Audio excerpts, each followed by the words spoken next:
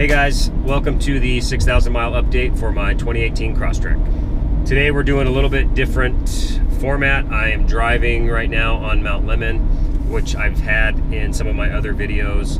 It is about 26 miles from the base to the top, and it starts at about 2,500 feet elevation and ends up, I think, near the telescope, or yeah, the observatory up there around 9,000, maybe a little bit less. But I'm not quite at 6,000 miles, but I'm really close. I had some time today. It's my day off. I thought I would shoot this video for you, and just to kind of keep the 1,000 mile updates going. There hasn't been anything super significant since the 5,000 mile update, other than you guys probably saw that I got backed into by some random person that didn't leave a note.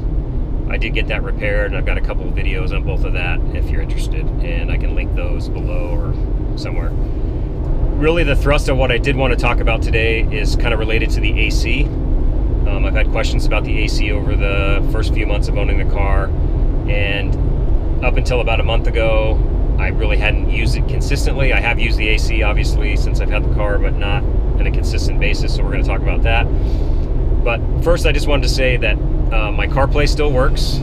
I haven't had any issues with CarPlay for the last 1,000 miles. Every time I plug it in, no matter if the car's, you know, if I'm in park, drive, whatever, it doesn't matter, it works. And it's been working really well, which makes me really happy. So if y'all are still having problems with CarPlay or Android and you haven't had that dealer update, give it a shot. It seems like the key for me was getting an official Apple cable and getting that update. I know some people have both of those things and they still had some trouble, and I honestly can't explain that. I'm not sure why you're still having trouble, but I wanted to report that mine is still working well.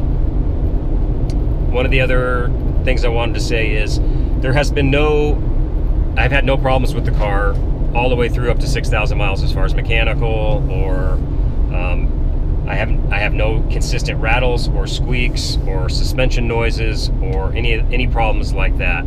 Everything is working great as far as the car goes. So with that being said, let's talk about the AC and a few of the things that I want to discuss about it. Number one, like I mentioned earlier, I get questions about the AC. Does it work well? What do you think about it in hot conditions, etc., etc.?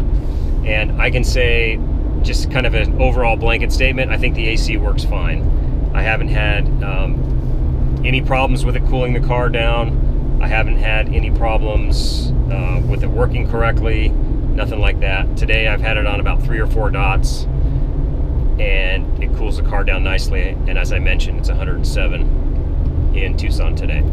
There are a couple things with the AC that I want to talk about real quick. Number one, I wish, now that I've had the car for a while and thinking about it, I wish there were vents in the back.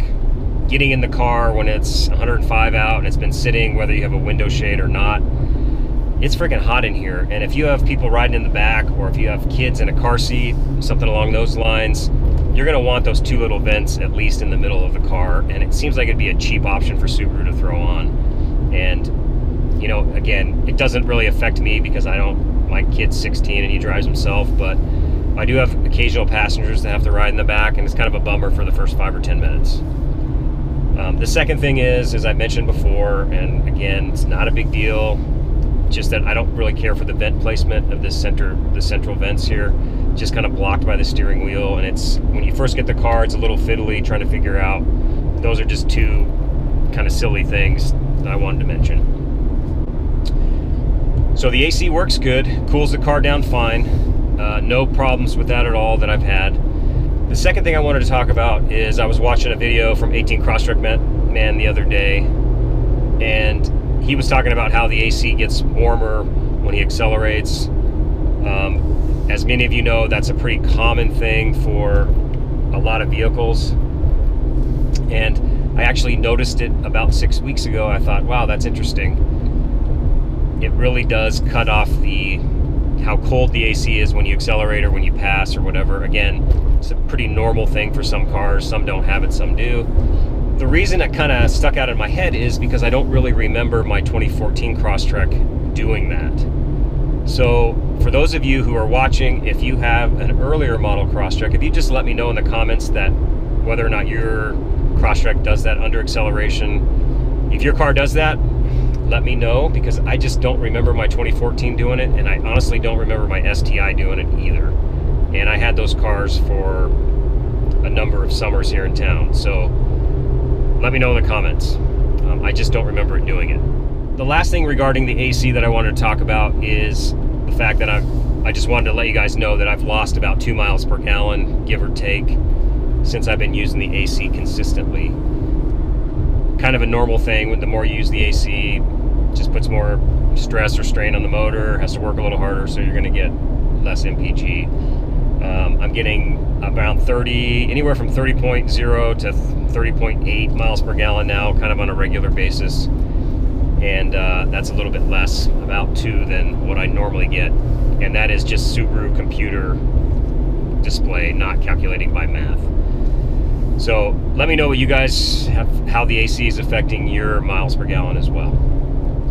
As always, thank you so much for watching. If you enjoyed the video, thumbs up. And if you haven't subscribed yet, please subscribe and stick around for Crosstrek and 911 videos. Cheers, guys. Thanks for watching. Just actually thought about something. Q-Ball, who's a subscriber here, has been talking to me quite a while now about some oil temperatures that he's seen. He lives in Vegas, and he has a kind of a climb that he goes on. It's not a very steep climb, and he is using 0W20 oil. He's noticed that he's had temperatures up as high as 270 degrees, and that's with like I think he said it was about 100 degrees when he saw that, going 70 or 75. So I've never seen any numbers close to that.